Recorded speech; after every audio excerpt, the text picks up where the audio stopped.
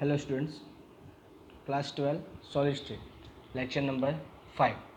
આ લેક્ચરની અંદર છેલ્લા 5 વર્ષના બોર્ડના પેપરમાં પૂછાતા ક્વેશ્ચનનું આપણે ડિસ્કશન કરવાના છે. બરાબર? ઓકે, ફર્સ્ટ સ્ટાર્ટ કરીએ છીએ કે વાય આર સોલિડ રિજિડ. આપણે ડિસ્કશન કરી ગયા છે. સોલિડ જે હોય છે તે રિજિડ હોય છે. કેવા હોય છે સોલિડ? તો રિજિડ હોય છે. હવે કેમ રિજિડ છે પહેલાં એ સમજીએ. હવે સોલિડ રિજિડ છે એ સમજતા પહેલાં રિજિડ કોને કહેવાય તે સમજીએ. રિજિડ કે જે અનબેન્ડિંગ અથવા તો ઇનફ્લેક્સિબલ, મતલબ કે એને ખેંચીને હું શું એમ પાતળું ખેંચી શકતો નથી અને બેન્ડ પણ કરી શકતો નથી. જેવી રીતે આ પેન્સિલ છે, પેન્સિલને હું તોડીને પેન્સિલને શું એમ વાંકી વાળી શકતો નથી. બરાબર? એટલા માટે આને શું કહેવાશે? સોલિડ. અને તે કેવું છે? તે પણ રિજિડ હશે. હવે સમજો કે તમને ખબર જ છે કે સોલિડની અંદર જે કન્સ્ટિટ્યુઅન્ટ પાર્ટિકલ આવેલા હોય છે, કન્સ્ટિટ્યુઅન્ટ પાર્ટિકલ એકબીજાથી કેવા ગોઠવાયેલા હોય છે? ખૂબ જ નજીક ગોઠવાયેલા હોય છે. મતલબ કે એકબીજા વચ્ચે ડિસ્ટન્સ કેવું હશે? ઓછું હશે. બરાબર? ડિસ્ટન્સ ઓછું શા માટે હશે? કેમ કે બે કન્સ્ટિટ્યુઅન્ટ પાર્ટિકલ વચ્ચે ઇન્ટરમોલેક્યુલર ફોર્સ ઓફ અટ્રેક્શન જે હોય છે તે કેવું હોય છે? ખૂબ વધારે હોય છે. એટલા માટે જ્યારે પણ તમે તમારા જે સોલિડને બેન્ડ કરશો તો એ મોલેક્યુલ એકબીજા સાથે સ્ટ્રોંગ ઇન્ટરમોલેક્યુલર ફોર્સ ઓફ અટ્રેક્શન સાથે અટેચ થયેલા હોવાને કારણે બેન્ડ થશે નહીં. તેથી સોલિડને શું કહેવામાં આવ્યું છે? રિજિડ કહેવામાં આવે છે. સેકન્ડ આપણો ક્વેશ્ચન છે કે why urea has sharp melting point where has glass does not have. ક્વેશ્ચનનો મતલબ એટલો જ છે કે જે યુરિયા છે જેની મોલેક્યુલર ફોર્મ્યુલા NH2CO NH2 છે, બરાબર છે, તેની અંદર કેમ મેલ્ટિંગ પોઈન્ટ શાર્પ આવે છે જ્યારે ગ્લાસ જે એની અંદર મેલ્ટિંગ પોઈન્ટ શાર્પ કેમ આવતું નથી? તો ઇઝી જ છે કે જે યુરિયા છે તે ક્રિસ્ટલાઇન સોલિડ છે અને ક્રિસ્ટલાઇન સોલિડમાં અરેન્જમેન્ટ હોય છે તે કેવી હોય છે? રેગ્યુલર મેનરમાં થયેલી હોય છે. બરાબર? અરેન્જમેન્ટ કેવી થયેલી હોય છે? રેગ્યુલર હોય છે. તેથી તેનું જે મેલ્ટિંગ પોઈન્ટ મળતું હોય છે તે કેવું હોય છે? શાર્પ હોય છે. જ્યારે ગ્લાસ એ એમોર્ફસ સોલિડ છે અને એમોર્ફસ સોલિડની અંદર અરેન્જમેન્ટ કેવી હોય છે? અનઇવન હોય છે.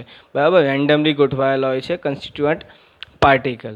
તેથી એમાં તમને શું મેલ્ટિંગ પોઈન્ટની શું એક રેન્જ મળતી હોય છે, શાર્પ મેલ્ટિંગ પોઈન્ટ મળતું નથી. તેથી ગ્લાસની અંદર શું શાર્પ મેલ્ટિંગ પોઈન્ટ આપણને મળશે નહીં.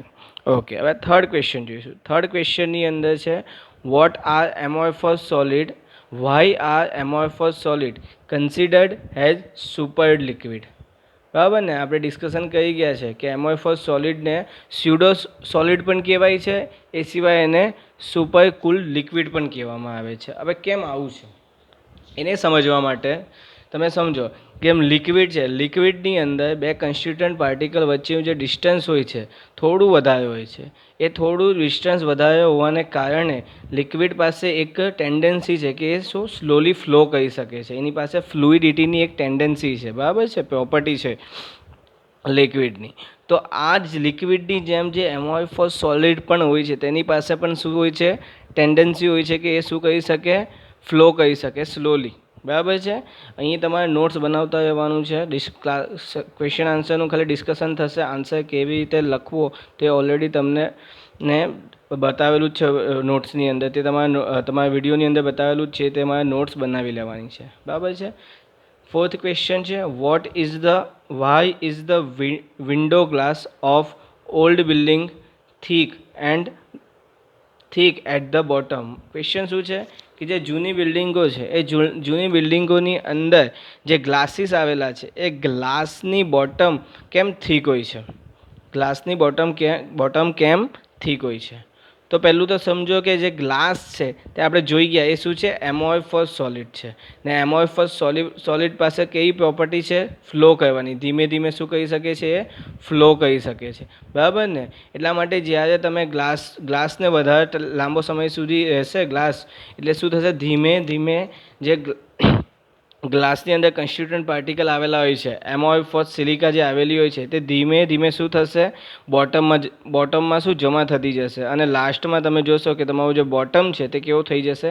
થીક થઈ જશે. મતલબ કે જાડો થઈ જશે. ક્લિયર છે? ઓકે.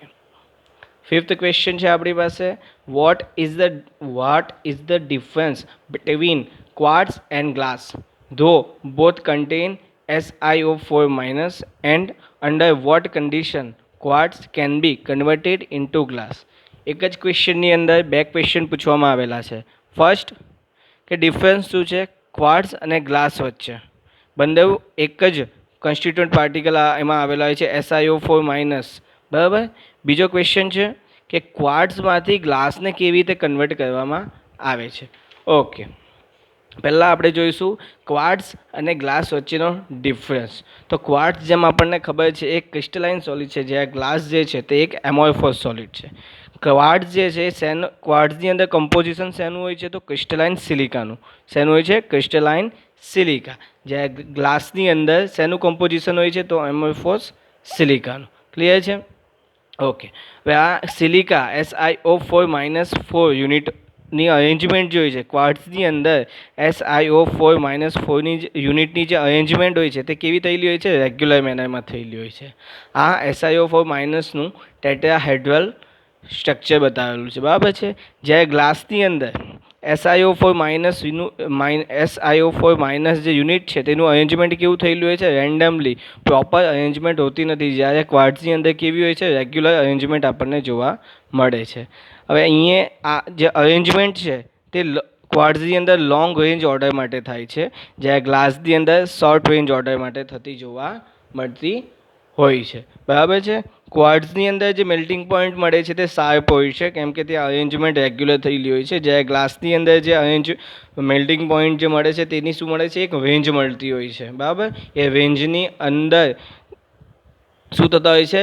તમારો ગ્લાસ મેલ્ટ થતો હોય છે. તો આ આપણે જોઈ ગયા ડિફરન્સ, બરાબર છે. સેકન્ડ ક્વેશ્ચન છે આપણો કે ક્વાર્ટ્સને ગ્લાસની અંદર કેવી રીતે કન્વર્ટ કરવામાં આવે છે, બરાબર ને. તો ક્વાર્ટ્સને જ્યારે તમે હીટ કરશો, બરાબર, એ હીટ થશે, એ મેલ્ટ થઈ જશે. મેલ્ટ થયા પછી તરત જ જો તમે રેપિડલી એને ઠંડો પાડશો, બરાબર, તો એ ગ્લાસની અંદર કન્વર્ટ થઈ જશે. હવે આવું કેમ થાય તે પણ સમજો.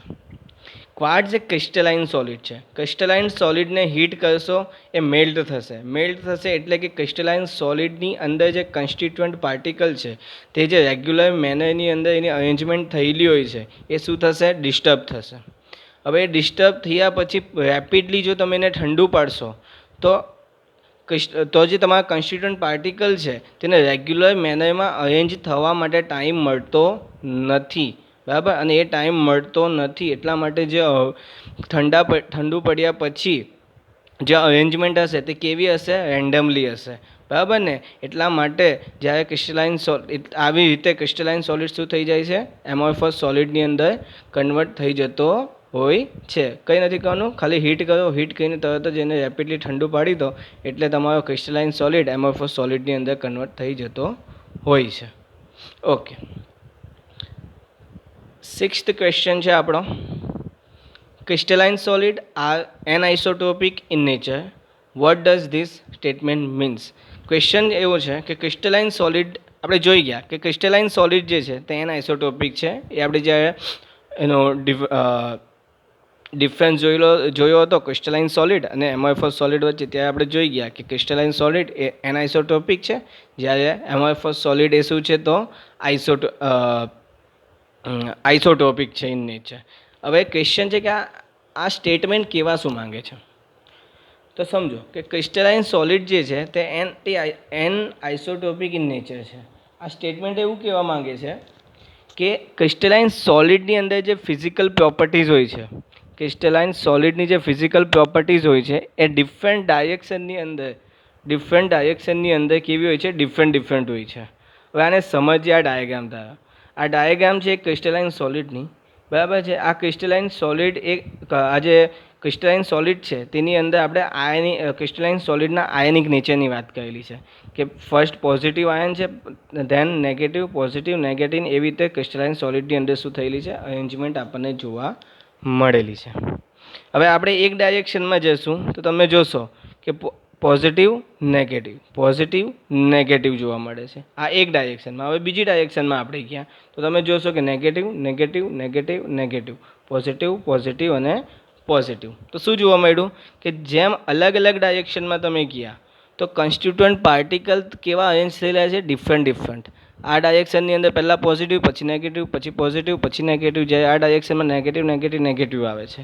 મતલબ કે અહીંયા ડિફરન્ટ ડાયરેક્શનમાં ક્રિસ્ટલાઇન સોલિડની અંદર ડિફરન્ટ ડાયરેક્શનની અંદર કન્સ્ટિટ્યુઅન્ટ પાર્ટિકલની જે અરેન્જમેન્ટ હોય છે તે ડિફરન્ટ હોય છે.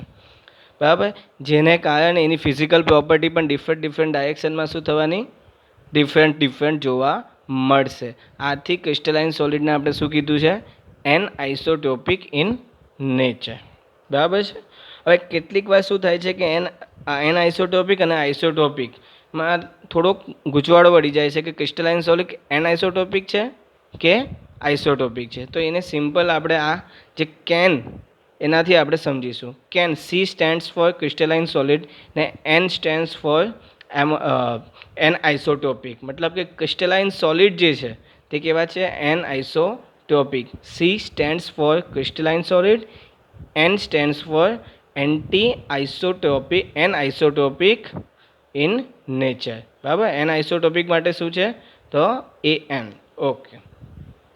સેકન્ડ છે amorphous solid are isotopic in nature. What does this statement means? એ જ ક્વેશ્ચન છે, સેમ જ છે, ખાલી રિપ્લેસમેન્ટ શું થયું છે, ક્રિસ્ટલાઇન સોલિડને બદલે એમોર્ફસ સોલિડ આવી ગયું છે. કે ભાઈ એમોર્ફસ સોલિડ આઇસોટોપિક કેમ છે, અથવા તો છે. ક્વેશ્ચન શું કહેવા માંગે છે કે એમોર્ફસ સોલિડ આઇસોટોપિક ઇન નેચર છે. આ સ્ટેટમેન્ટ શું કહેવા માંગે છે તો એ પહેલાં સમજી લો. જે એમોર્ફસ સોલિડ છે તમારો, બરાબર, એમોર્ફસ સોલિડને તમે નોન ક્રિસ્ટલાઇન સોલિડ પણ કહી શકો, સ્યુડો સોલિડ પણ કહી શકો અને સુપર કુલ્ડ સોલિડ પણ તમે એને કહી શકો છો. હવે એમોર્ફસ સોલિડ છે આઇસોટોપિક. આનો મતલબ શું છે કે જે ફિઝિકલ પ્રોપર્ટી છે ઓલ ડાયરેક્શનની અંદર સેમ હશે. શું કીધું, એમોર્ફસ સોલિડ જે છે તેની અંદર ફિઝિકલ પ્રોપર્ટી જે છે, એમોર્ફસ સોલિડની જે ફિઝિકલ પ્રોપર્ટી હશે એ ઓલ ડાયરેક્શનમાં કેવી હશે, સેમ હશે. બરાબર ને. મતલબ કે જે આ તો ક્રિસ્ટલાઇન સોલિડ છે સમજી લો, પણ આ ક્રિસ્ટલાઇન સોલિડ પણ આવી જ અરેન્જમેન્ટ એમોર્ફસ સોલિડની અંદર પણ હશે. પણ ડિફરન્ટ ડાયરેક્શનમાં જશું તો જે આ કન્સ્ટિટ્યુઅન્ટ પાર્ટિકલની જે અરેન્જમેન્ટ હશે દરેક ડાયરેક્શનની અંદર કેવી હશે, સેમ હશે.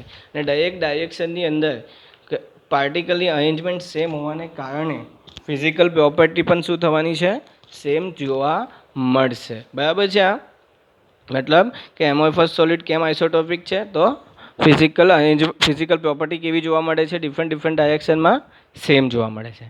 આ જ બંને ક્વેશ્ચન અલગ રીતે પણ પૂછી શકાય.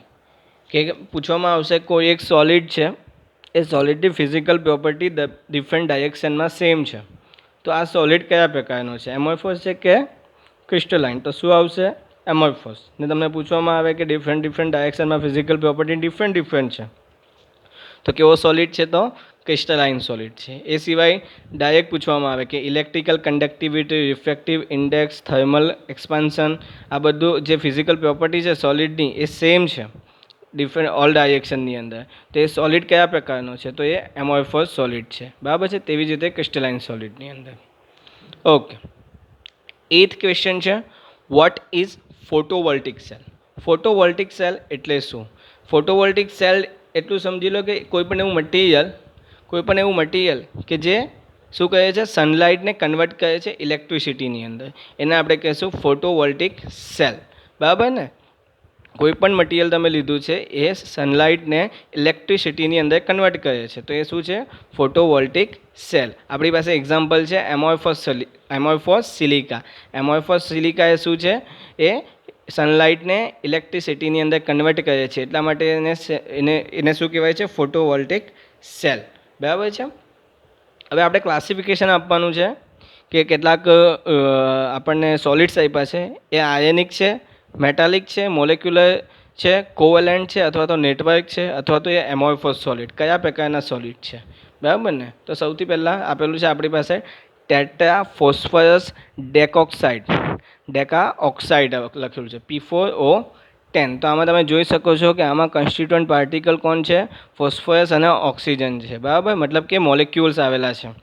બરાબર ને. ફોસ્ફરસ અને ઓક્સિજનના મોલેક્યુલ્સ આવેલા છે, જેટલા માટે એ એટલે કન્સ્ટિટ્યુઅન્ટ પાર્ટિકલ જ્યારે મોલેક્યુલ્સ હોય છે ત્યારે સોલિડ્સ એમાં કન્સિડર કરવામાં આવે તો મોલેક્યુલર સોલિડની અંદર. હવે છે ammonium phosphate NH4 thrice PO4. અહીંયા એમોનિયમ ફોસ્ફેટની અંદર જે કન્સ્ટિટ્યુઅન્ટ પાર્ટિકલ્સ છે તે આયન્સના ફોર્મમાં છે, તેથી એ શેમાં કન્સિડર કરવામાં આવે છે? આયનિક સોલિડની અંદર. થર્ડ છે સિલિકોન કાર્બાઇડ અથવા તો સિલિકોન. આ ત્રણે તો નોન મેટલ્સ છે. આ શું છે? આ બંને શું છે? તો નોન મેટલ્સ છે. અને કન્સ્ટિટ્યુઅન્ટ પાર્ટિકલ જ્યારે નોન મેટલ્સ હોય છે તેને શેમાં કન્સિડર કરવામાં આવેલા છે? તો કોવેલન્ટ સોલિડની અંદર. બરાબર. ત્યારબાદ I2NP4 બંને મોલેક્યુલ્સના ફોર્મમાં છે, તેથી કન્સ્ટિટ્યુઅન્ટ પાર્ટિકલ મોલેક્યુલ્સના ફોર્મમાં હશે. તેથી અહીંયા કયા પ્રકારના સોલિડ્સ છે? કઈ ટાઈપના છે? તો મોલેક્યુલર સોલિડ છે. સિક્સ્થ છે પ્લાસ્ટિક. તો આપણે જોઈ જ ગયા છે કે એમોર્ફોસ સોલિડ છે. ધેન 7 છે ગ્રેફાઇટ. બરાબર ને? ગ્રેફાઇટની અંદર કાર્બન છે અને કાર્બન એક કોવેલન્ટ નોન મેટલ એલિમેન્ટ છે. શું છે? તો નોન મેટલ એલિમેન્ટ છે. અહીંયા જોઈ ગયા તમે સિલિકોન અને કાર્બન, અને સિલિકોન શું છે? એક નોન મેટલ એલિમેન્ટ છે. બરાબર. એટલા માટે એને કોવેલન્ટ સોલિડની અંદર કન્સિડર કરવામાં આવે. જ્યારે ગ્રેફાઇટમાં અરેન્જમેન્ટ કાર્બનની જ થયેલી હોય છે અને કાર્બન એક નોન મેટલ છે. બરાબર. તેથી એને શેમાં કન્સિડર કરવામાં આવે? કોવેલન્ટ સોલિડ્સની અંદર. ઓકે. 8 છે બ્રાસ એક કોપર અને ઝિંકનું શું છે? મિક્સચર છે. બરાબર ને? આ બંને શું છે? મેટલ્સ છે. આ બંને શું છે? મેટલ્સ છે. એટલા માટે આ કયા પ્રકારના સોલિડ્સ છે? તો મેટાલિક સોલિડ. ત્યારબાદ રૂબિડિયમ પણ મેટલ છે અને એટલા માટે એને મેટાલિક સોલિડની અંદર કન્સિડર કરવામાં આવે છે. લિથિયમ બ્રોમાઇડ આ લિથિયમ પ્લસ અને Br માઇનસના ફોર્મમાં, મતલબ કે આયન્સના ફોર્મમાં હોય છે કન્સ્ટિટ્યુઅન્ટ પાર્ટિકલ. તેથી શેમાં કન્સિડર કરવામાં આવે? તો આયનિક સોલિડની અંદર. ઓકે. લાસ્ટ છે હવે આપણી પાસે કે what type of motion posed by solid particle. મતલબ કે જે સોલિડ હોય છે તેમાં જે કન્સ્ટિટ્યુઅન્ટ પાર્ટિકલ હોય છે તેની મોશન, મતલબ કે તેની કઈ રીતે એમાં જે ઇલેક્ટ્રિસિટી છે કે હીટ છે તેનું તે કેવી રીતે પાસ કરતા હોય છે, મોશન કેવી રીતે થતું હોય છે ઇલેક્ટ્રિસિટીનું કે તમારી હીટનું? તો એ વાઇબ્રેશનના ફોર્મમાં હોય છે. સોલિડની અંદર તમને ખબર જ છે કે બે કન્સ્ટિટ્યુઅન્ટ પાર્ટિકલ વચ્ચે ડિસ્ટન્સ ઓછું હોય છે, તેથી તમે વધારે ઇઝીલી મૂવમેન્ટ એના પાર્ટિકલ ઇઝીલી મૂવમેન્ટ થઈ શકવાના નથી, પણ એ વાઇબ્રેશન તો થશે જ. એટલા માટે વાઇબ્રેટરી મોશન છે, વાઇબ્રેટરી મોશન કરતા હોય છે. આ સિમ્પલ તમારે સમજવું હોય તો તમે બસમાં કે ટ્રેનમાં ટ્રાવેલ કરતા હોય ને ટ્રેન કે બસ ફૂલ ભરાયેલી હોય, બરાબર, ત્યારે તમે ફૂલ દબાયેલા હોય છે, બધી બાજુ તમે દબાયેલા હોય છે, છતાં પણ ઇઝીલી બેસી શકો. એટલા માટે થોડી ઘણી તમે શું કરશો? વાઇબ્રેટ કર્યા કરશો, એટલે આજુબાજુ થોડી તમારી જગ્યા બનતી હોય. બરાબર ને? એવી જ રીતે સોલિડની અંદર જે કન્સ્ટિટ્યુઅન્ટ પાર્ટિકલ આવેલા હોય તે કઈ રીતે મોશન કરતા હોય? તો વાઇબ્રેશનની સાથે શું કરતા હોય છે? મોશન કરતા હોય છે. ઓકે.